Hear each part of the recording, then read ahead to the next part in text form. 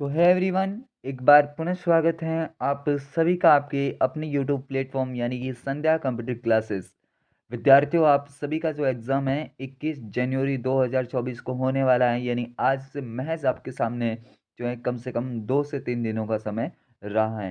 तो अब ज़्यादा देरी आप सभी को नहीं करनी चाहिए। अब जो है अपना पूरा ध्यान जो है अपनी पढ़ाई पे दे देना चाहिए। और अभी भी मैं आपसे कह रहा हूँ कि आप अगर इस चैनल पे नए हैं तो प्लीज़ इस चैनल को सब्सक्राइब कर दें और वीडियो को ज़्यादा से ज़्यादा लाइक और शेयर कर दें।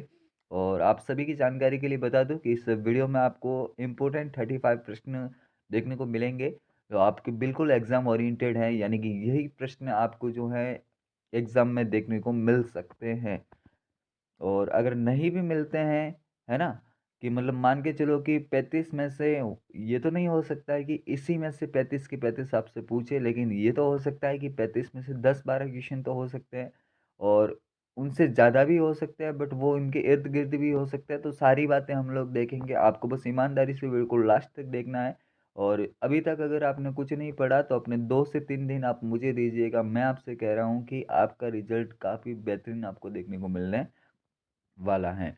तो अब स्टूडेंट ज़्यादा देरी ना करते हैं, सबसे पहले क्वेश्चन की हम लोग बात करते हैं कि ईमेल में डिलीट की गई फाइलों को अस्थायी रूप से स्टोर करने का काम किसका होता है। देखो, सबसे पहले आप सभी को ये पता होना चाहिए कि भाई ईमेल का पूरा नाम क्या होता है। तो स्टूडेंट, आप सभी को पता रखना है कि ईमेल का पूरा नाम आपका क्या होता है। इलेक्ट्रॉनिक मेल होता है। क्या होता है? Electronic mail. उसके बाद में ईमेल में हमें पता है कि 2 हमारे क्वेश्चन आते हैं, एक तो बीसीसी का पूरा नाम, एक आता है सीसी का पूरा नाम। बीसीसी का पूरा नाम आपका ब्लाइंड कार्बन कॉपी होता है और सीसी का पूरा नाम आपका कार्बन कॉपी होता है। फिर हमसे फ़ोल्डर के बारे में पूछा है कि अस्थायी रूप से डिलीट की गई फाइलों को स्टोर करने का काम किसका होता है, तो वो ट्रैश फ़ोल्डर का होता है। सर, ड्राफ्ट फ़ोल्डर में क्या होता है, तो आप सभी लोग पता रखेंगे कि ड्राफ्ट के अंदर आधे अधूरे मेल रहते हैं। कौन रहते हैं? आधे अधूरे मेल रहते हैं। और अगर मैं बात करूँ इनबॉक्स के अंदर प्राप्त संदेश रहते हैं, यानी आए हुए, है ना? प्राप्त संदेश। और स्पैम की अगर बात करें तो अनचाहे मेल रहते हैं और ये स्पैम वाला बहुत बार एग्जाम में पूछा जाता है। अनचाहे मेल कहते हैं। तो मेरे ख्याल से ये इतनी सी बातें आप सभी को समझ में आ चुकी होगी। कभी आपसे पूछे कि निम्न में से कौन सा ईमेल में एक फ़ोल्डर नहीं है, तो याद रखना कंपोज़ एक फ़ोल्डर का प्रकार नहीं है। कंपोज़ से केवल और केवल आप ईमेल को क्रिएट कर सकते हैं और जो है ईमेल के साथ आप फाइलों को जब भी जोड़ते हो या फिर अपने किसी भी डॉक्यूमेंट को आप लोग जोड़ते हैं तो अटैच ऑप्शन का इस्तेमाल किया जाता है। और अटैच में जब भी फाइलों को अटैच किया जाएगा तो वो कितनी भी हो सकती है, लेकिन 25 एमबी से आपकी अधिक नहीं होनी चाहिए। ये बातें आप सभी को पता रखनी है। फिर अगर मैं आगे बात करूं कि ईमेल आईडी लिखते समय या फिर हम किसी भी व्यक्ति को अगर ईमेल भेजते हैं तो हमें उसकी क्या मालूम होनी चाहिए। ईमेल आईडी पता होनी चाहिए, है ना? आईडी एड्रेस हमें पता होना चाहिए। फिर अगर बात करूँ तो ईमेल आईडी लिखते समय क्या-क्या बातें ध्यान रखनी है, तो सारे लेटर हमारे कैसे होने चाहिए, स्मॉल, बीच में आपका जो स्पेस नहीं होना चाहिए, एट द रेट का सिंबल होना चाहिए और एक जो है आपका डोमेन कोड होना चाहिए। तो ये सारी बातें आप सभी को क्लियर होनी चाहिए। अगर इतनी सी बातें आपको क्लियर हैं तो ईमेल से जो आने वाला क्वेश्चन आपका बिल्कुल गलत नहीं होगा।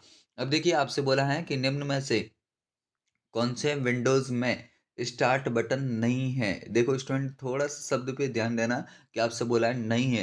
ये स्टार्ट बटन क्या होता है? तो देखिए, आपका ये है कंप्यूटर और कंप्यूटर के जो है स्टार्ट होने के बाद में डेस्कटॉप के जो बॉटम साइड में आपको जो बार दिखती है, उसका नाम होता है टास्क बार। टास्क बार के इधर राइट साइड में, है ना, इस टाइप का एक आपको एक बटन दिखता है जिसका नाम क्या है? Start button. और यहाँ से आप अपने जो है सिस्टम को सेटिंग कर सकते हैं, अपने डिवाइस को मैनेजमेंट कर सकते हैं और प्रोग्राम का आप लोग क्या कर सकते हैं? क्रियान्वयन कर सकते हैं।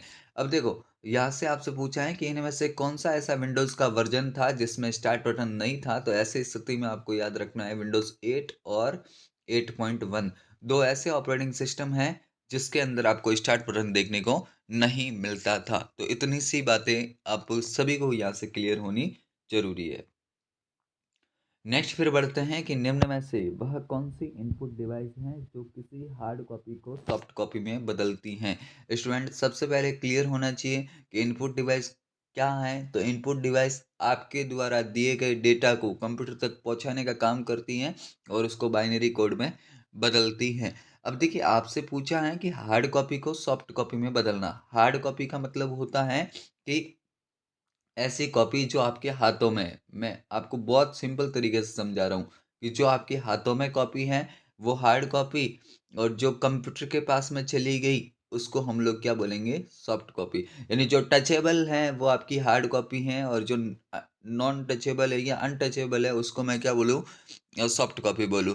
तो देखो, जब जब आपने स्कैनर का उपयोग किया होगा, तो स्कैनर एक इनपुट डिवाइस है, और आप कभी भी फॉर्म वगैरह भरवाने गए होंगे तो आपसे आपकी मार्कशीट को ली होगी और उसको मशीन में डाला होगा, उसके बाद में स्कैन होने के बाद में वो कंप्यूटर में गई होगी। तो यानी पहले कॉपी आपके हाथों में थी, फिर उसकी स्कैनिंग हुई, स्कैनिंग होने के बाद में वो किस में चली गई, कंप्यूटर के अंदर चली गई। तो ऐसी स्थिति में हम क्या बोलेंगे कि भाई जो स्कैनर होता है वह क्या करता है, हार्ड कॉपी को सॉफ्ट कॉपी में बदलता है। अब यही क्वेश्चन हमसे अगर यूं पूछता कि भाई सॉफ्ट कॉपी को हार्ड कॉपी में बदलने का काम किसका होता है, तो ऐसी स्थिति में हम प्रिंटर करते है ना।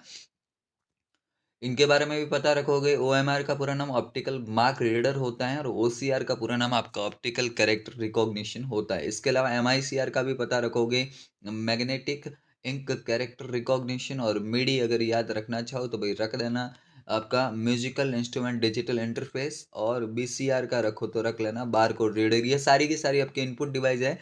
प्रिंटर केवल और केवल आपकी आउटपुट डिवाइस होती है। फिर अच्छा क्वेश्चन है एग्जाम के नज़रिए से कि क्लाउड स्टोरेज प्लेटफॉर्म का उदाहरण क्या है। अब सबसे पहले क्लाउड स्टोरेज आपके एप्लीकेशंस होते हैं जो क्या करते हैं, आपके जो डेटाज होते हैं उनको इंटरनेट के माध्यम से ऑनलाइन रूप से उसको सेव करने का काम करते हैं। अब Google drive, one drive, drop box, ये सारे के सारे होते हैं। यानी उपरोक्त सभी आपका करेक्ट हो जाएगा। अब राजस्थान सरकार ने भी अपनी ओर से कुछ न कुछ पहल की थी, और उन्होंने भी क्या किया था, अपना एक क्लाउड स्टोरेज बनाया था जिसका नाम क्या था, राज रिवॉल्ट था, जिसको end to end document digital document manager कहा जाता है। क्या कहा जाता है, end to end digital document manager. इसके अलावा अब मैं बात करूं तो राज मेघ भी आपने कभी न कभी नाम सुना है। क्या सुना है, राज मेघ। तो राज मेघ जब भी नाम आए तो इसमें भी आप लोग क्या लगा देना, क्लाउड स्टोरेज लगा देना। आई बात समझ में इतनी, है ना। अगर इतनी सी समझ में आई है तो फिर आगे बढ़ते हैं कि बीसीआर का पूरा नाम क्या है। विद्यार्थियों अभी मैंने आप सभी से बता दिया कि बीसीआर एक इनपुट डिवाइस है, और इसका पूरा नाम क्या होता है आपका, बार कोड रीडर। और ये क्या करती हैं, जो आपके प्रोडक्ट होते हैं, क्या होते हैं, प्रोडक्ट। प्रोडक्ट की आप लोगों को क्या देती हैं, जानकारी देती हैं। क्या देती हैं, प्रोडक्ट की आपको जानकारी देती हैं। तो ऑप्शन ए आप सभी का करेक्ट हो जाता है। अच्छा क्वेश्चन और महत्वपूर्ण क्वेश्चन आप सभी के एग्जाम के नज़रिए से कि कट कॉपी और पेस्ट की जो क्रमशः आपकी शॉर्टकट कुंजी है वो कौन सी होती हैं। देखो स्टूडेंट, कट की हमारी कंट्रोल प्लस एक्स होती है, कॉपी की कंट्रोल प्लस सी होती है, और पेस्ट की आपकी कंट्रोल प्लस वी होती है। तो ऑप्शन ए यहाँ से आपका करेक्ट हो जाता है। अब देखो कट में क्या होता है कि आपने जिस भी सिलेक्टेड टेक्स्ट को कट किया है वह वहाँ से क्या हो जाता है, रिमूव हो जाता है। जबकि कॉपी के केसेस में क्या होता है कि उसका डुप्लीकेट बनता है, यानी जहाँ से आपने हटाया वहाँ पे भी रहेगा, और जहाँ आप पेस्ट करोगे वहाँ पर भी वो जाएगा। अब देखो, आपसे अगर कभी पूछे कि भाई कट और कॉपी करने के बाद में आपके जो सिलेक्टेड टेक्स्ट हैं वो कहाँ पर चले जाते हैं, तब आपको याद रखना है वो क्लिप बोर्ड में चले जाते हैं। किस में, क्लिप बोर्ड में चले जाते हैं। तो इतनी सी बातें आप सभी को याद होनी चाहिए। नेक्स्ट आगे बढ़े फिर कि इनमें से कौन सी इनपुट युक्ति आवाज़ को इनपुट के रूप में लेने का काम करती हैं। विद्यार्थियों महत्वपूर्ण क्वेश्चन है आपके एग्जाम पॉइंट ऑफ व्यू से, आपसे पूछा ये है कि इनमें से कौन सी एक इनपुट डिवाइस है और जो आपकी आवाज़ को क्या करती है, इनपुट के रूप में लेने का काम करती हैं। तो माइक्रोफोन आप सभी का यहाँ से बिल्कुल करेक्ट हो जाता है, यानी ऑप्शन सी आप सभी का यहाँ से बिल्कुल करेक्ट हो जाएगा। नेक्स्ट बढ़े फिर आगे कि कौन सी मेमोरी के डेटा को बिजली के सिग्नल द्वारा मिटाया जा सकता है। अच्छा क्वेश्चन है। देखो स्टूडेंट, हमने जो पढ़ा कि भाई हमारी जो प्राइमरी मेमोरी होती है वो दो प्रकार की होती थी ना, एक तो कौन सी, रैम, और दूसरी कौन सी, रोम, है ना। रैम का पूरा नाम रैंडम एक्सेस मेमोरी, रोम का रीड ओनली मेमोरी। फिर हमने पढ़ा था कि भाई रैम जो होती है हमारी 2 टाइप्स की, एस रैम और डी रैम, है ना? और इनका तो मैंने कल की लाइव क्लासेस में भी आपको बताया था कि एस रैम जो होती है आपकी स्टैटिक रैम होती है, और डी रैम आपकी डायनामिक होती है, जिसको बार-बार रिफ्रेश करने की आवश्यकता होती है। तो रैम से तो हमें क्वेश्चन पूछा नहीं है।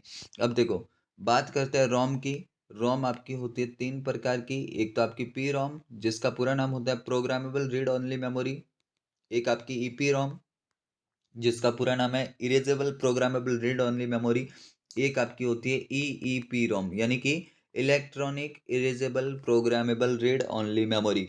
तो जब जब देखो पी रोम बोले तो इसमें जो है आपका डेटा तो सेव रहता है, लेकिन ईपी रोम में क्या होता है कि आपका जो डेटा है उसको मिटाया जा सकता है, लेकिन वो यूवी लाइट्स के द्वारा मिटाया जाता है। लेकिन हमसे पूछा है कि बिजली के सिग्नल के द्वारा, तो बिजली के सिग्नल द्वारा हम लोग क्या करेंगे, डबल ई वाला करेंगे, electrically erasable programmable read only memory, यानी ऑप्शन डी जो है आप सभी का यहाँ से करेक्ट हो जाता है। आगे फिर बढ़ते हैं कि सीडी का पूरा नाम क्या है। विद्यार्थियों, महत्वपूर्ण क्वेश्चन है आप सभी के एग्जाम के नजरिए से। और सीडी का आपका पूरा नाम कॉम्पैक्ट डिस्क होता है। ये एक ऑप्टिकल प्रकार की सेकेंडरी मेमोरी होती है, और यहाँ से आप लोग याद रखोगे सीडी आर होती हैं और सीडी आर डब्ल्यू होती है। ये दो चीजें होती हैं। सीडी आर का मतलब कॉम्पैक्ट डिस्क रिकॉर्डेबल, जिसमें आपने डेटा को एक बार लिखा बार बार पढ़ने का काम आता है। और आर डब्ल्यू में क्या होता है कि आप डेटा को बार बार लिख के जो है मिटा के वापस आप लोग जो है नया डेटा लिख सकते हैं। आर डब्ल्यू का मतलब री राइटेबल होता है। तो इतनी सी बातें आप सभी को पता रखनी है। एक क्वेश्चन और एग्जाम में पूछा जाता है कि सीडी और डीवीडी की सामान्य प्रचलित क्षमता जो है कितनी होती है। तो 13 जीबी से कम कम होती है, ये आप लोग याद रखना। नेक्स्ट फिर बढ़े आगे कि बूटिंग क्या है। तो स्टूडेंट आप सभी लोग याद रखेंगे कि भाई जो हमारी बूटिंग होती है उसको कहते हैं कंप्यूटर को शुरू करना। क्या कहते हैं? कंप्यूटर को शुरू करना। कंप्यूटर को शुरू करना दो प्रकार से हो सकता है, एक तो कोल्ड और एक होता है हमारा कौन सा, वार्म। अब देखो, जब जब कोल्ड बूटिंग बोले तो आप लोग याद रखोगे कि पावरलेस कंप्यूटर को शुरू करना आपकी क्या कहलाती है, कोल्ड बूटिंग। जबकि अदर हैंड पे मैं अगर बात करूं कि वार्म बूटिंग, तो वार्म बूटिंग का मतलब आपका होता है कि आपका कंप्यूटर पहले से स्टार्ट था और उसके बाद में आपने उसको क्या किया है, रीस्टार्ट किया, यानी रीस्टार्ट करने की प्रोसेस आपकी वार्म बूटिंग कहलाती है। नेक्स्ट फिर आगे बढ़ते हैं, अगला क्वेश्चन कि विंडोज 10 में किसी भी ऑब्जेक्ट का स्क्रीनशॉट लेने के लिए किस ऑप्शन का उपयोग किया जाता है, या फिर कौन से जो एप्लीकेशन का उपयोग किया जाता है। देखिए स्टूडेंट, जब जब आपसे बोले स्क्रीनशॉट लेने के लिए तो आप लोग किसका उपयोग करेंगे, स्नैपिंग टूल का उपयोग किया जाता है। सर ये कोर्टाना क्या होता है? तो कोर्टाना आपका वॉइस पावर्ड पर्सनल असिस्टेंट होता है। क्या होता है? वॉइस पावर्ड पर्सनल असिस्टेंट होता है। तो यहाँ से ये बातें समझ में आ जाएगी। मैथ इनपुट पैनल क्या है? तो विंडोज 10 में आपकी मैथमेटिक प्रॉब्लम को ये सॉल्व करने का काम करता है। क्या करता है? मैथमेटिक प्रॉब्लम को सॉल्व करने का काम करता है। फिर आगे अगर मैं बात करूँ विंडो स्टोर, तो विंडो स्टोर आपका क्या करता है स्टूडेंट?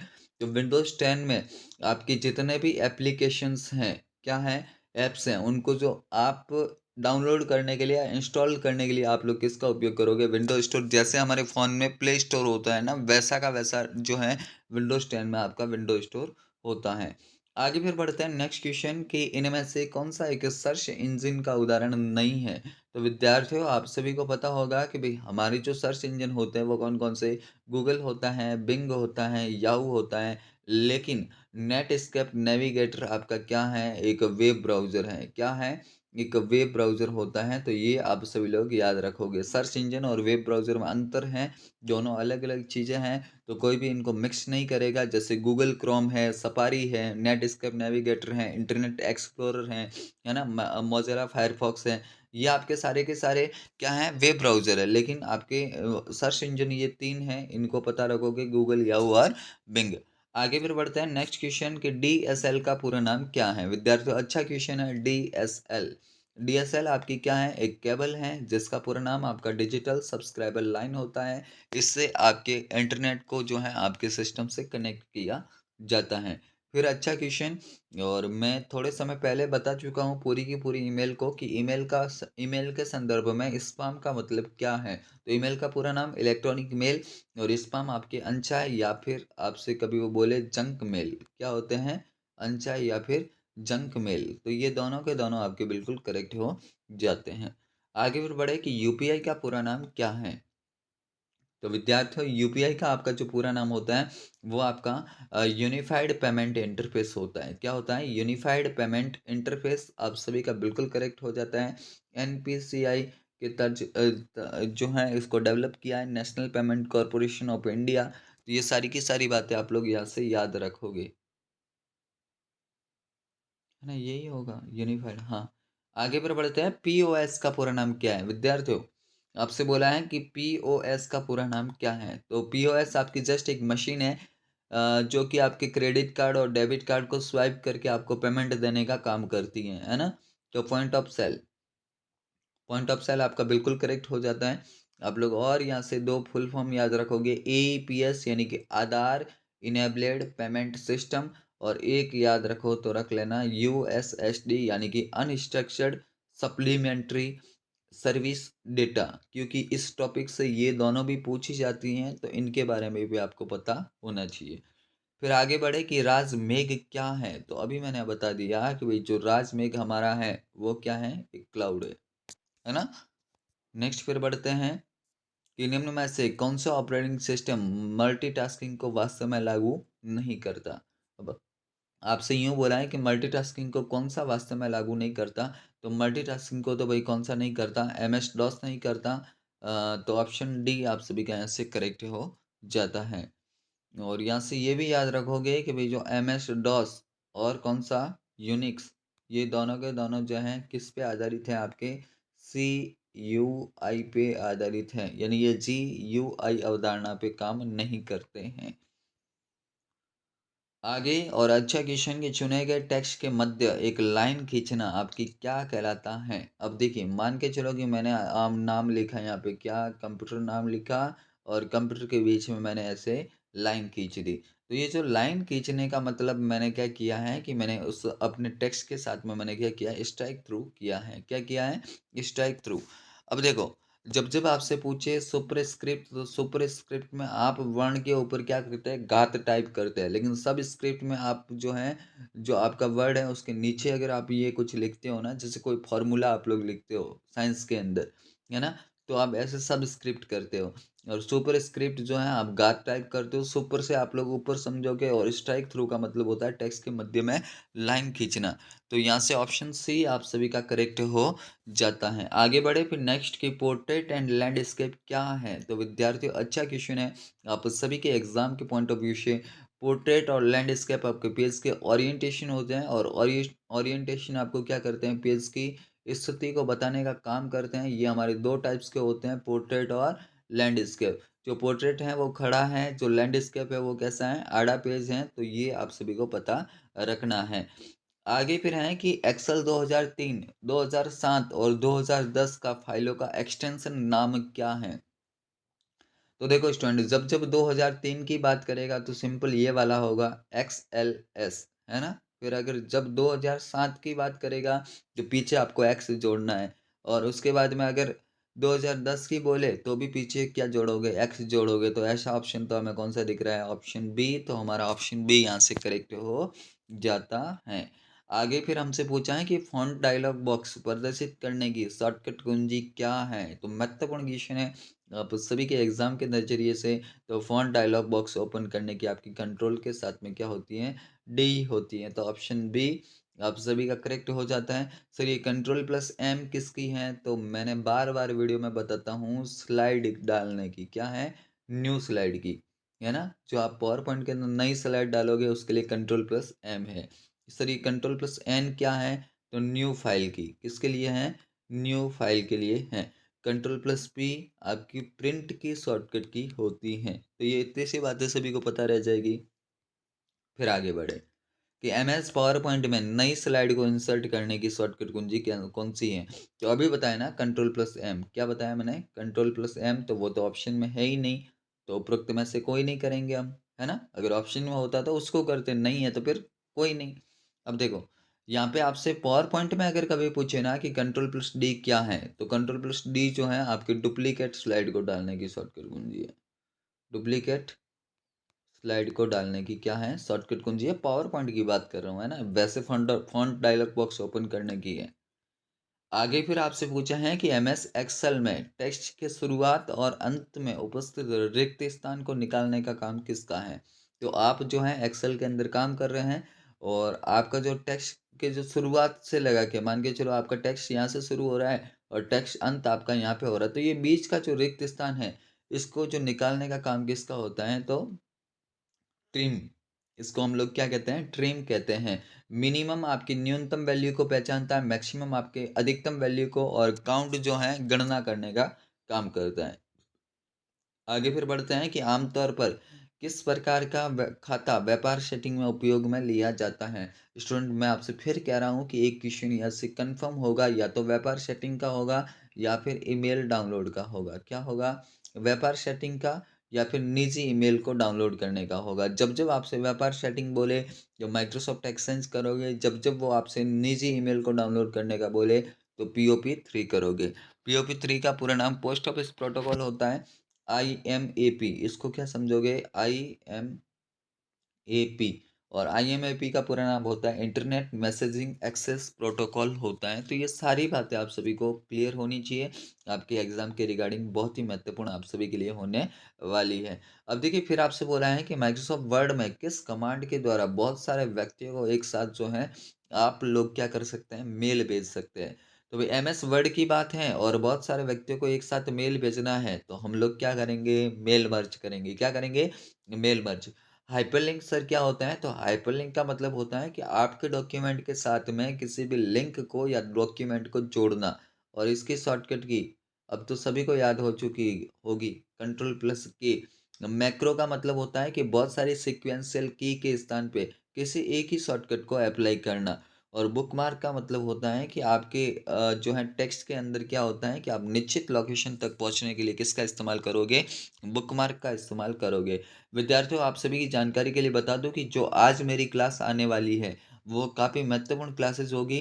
कल वाली जिसने लाइव क्लास नहीं देखी वो एक बार लाइव क्लास को कल देख लेना, क्योंकि जो भी इजी इजी प्रश्न थे 80 से 90 प्रश्न मैंने वन शॉट के अंदर करवाए हैं। और आज का जो वन शॉट है उसमें मैं आपसे कह रहा हूँ कि जितने भी टफ से टफ एग्जामिनर की अप्रोच हो सकती है वो सारी आपके सामने रख दूंगा। और RECT पेपर को हम धराशायी इस बार कर देंगे, ये मैं आपको गारंटी दे रहा हूँ।